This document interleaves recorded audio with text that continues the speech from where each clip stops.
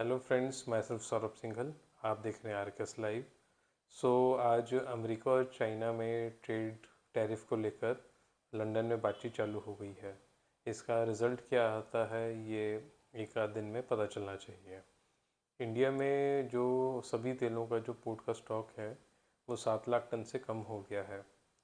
पिछले साल जून में और अक्टूबर में ये स्टॉक 7 लाख टन से कम हुआ था और 15 मार्च को तो स्टॉक 5 लाख टन से भी नीचे चला गया था 2024 में। तो इस समय इंडियन पोर्ट्स पर स्टॉक बहुत ज़्यादा तेलों का नहीं है। लोकल सप्लाई भी बहुत ज़्यादा तेलों की नहीं बनी हुई है, लेकिन उसके बाद भी अभी फ़ॉरेन से कोई सपोर्ट नहीं मिल रहा है, जिस वजह से बाज़ार में एक दबाव की स्थिति बनी हुई है। पाम थोड़ा बीच में बढ़ता है, लेकिन पाम को भी अपनी हद पता है कि उसको 4041 के आसपास से अगर रेंज वो छूता है तो प्रॉफिट बुकिंग आएगी और 3700-3800 में इसमें डिमांड बनी रहेगी।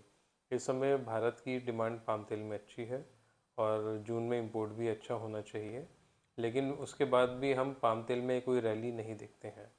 अमेरिका में वेदर अच्छा है, जिस वजह से सोयाबीन की क्रॉप को कोई दिक्कत नहीं है। अर्जेंटीना के पास भी सप्लाई पूरी है, ब्राज़ील के पास भी सप्लाई पूरी है। तो ऐसे में सोयाबीन की कहीं पे शॉर्टेज कोई बने वो वाली बात नहीं है। तो फ़ॉरेन में सोया और पाम में बड़ी तेज़ी का कोई नई वजह सामने नहीं है। सनफ्लावर में यूक्रेन रशिया में चाहे स्टॉक कम हो, लेकिन अर्जेंटीना के पास माल अभी पूरा है, तो सनफ्लावर में भी इस वजह से बहुत ज़्यादा तेज़ी की उम्मीद नहीं बनती है। सोया और सनफ्लावर में गैप काफ़ी अच्छा है, तो बायर का जो पैटर्न है वो सोया की तरफ शिफ्ट हो गया है। भारत में सोया और पाम में बहुत ज़्यादा अंतर नहीं है, तो जो कंज्यूमर है वो सोया रिफाइंड को प्रेफर कर रहा है। चाइना का जो मई का सोयाबीन इंपोर्ट रहा है वो अप्रैल से दुगना से भी ज़्यादा रहा है। पिछले महीने चाइना की डिमांड ब्राज़ील की तरफ बढ़ी थी, क्योंकि अमेरिका से ट्रेड वॉर चल रही है। तो इस वजह से चाइना ने सारा जो मैक्सिमम इंपोर्ट है वो ब्राज़ील से ही लिया है। अभी कनाडा का कनोला कनोला तेल का जो एक्सपोर्ट रहा है वो 10 महीने का सबसे लो है, क्योंकि एक तो टैरिफ बढ़ने से चाइना ने माल कम खरीदा है, वहीं अमेरिका में बायोडीज़ल का पड़ता ना होने की वजह से, इस्तेमाल कम होने की वजह से अमेरिका ने भी कनाडा से कनोला तेल का इंपोर्ट कम किया है। इंडोनेशिया में इस साल पाम तेल का प्रोडक्शन 20-25 लाख टन बढ़ने की उम्मीद की जा रही है।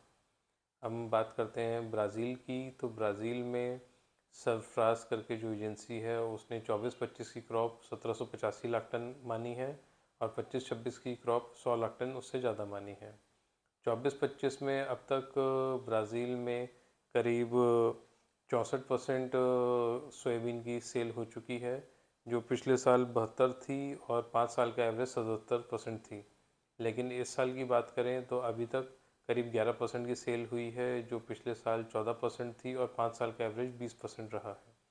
तो इस समय ब्राज़ील में जो सोयाबीन की जो सेलिंग हो रही है वो कम हो रही है। अर्जेंटीना में वेदर का थोड़ा बहुत इशू है, कभी सही होता है कभी ख़राब होता है, लेकिन कोई मेजर कंसर्न बहुत ज़्यादा इस समय नहीं है। तो हम बात करते हैं इंडियन मार्केट्स की, तो इंडियन मार्केट में अभी कोई बड़ी तेज़ी का माहौल नहीं बनता। ट्रेड इस बात से परेशान है कि बाज़ार में मंदा रुके तो व्यापार हो। वो बात अलग है कि मस्टर्ड अपनी गति में चल रहा है।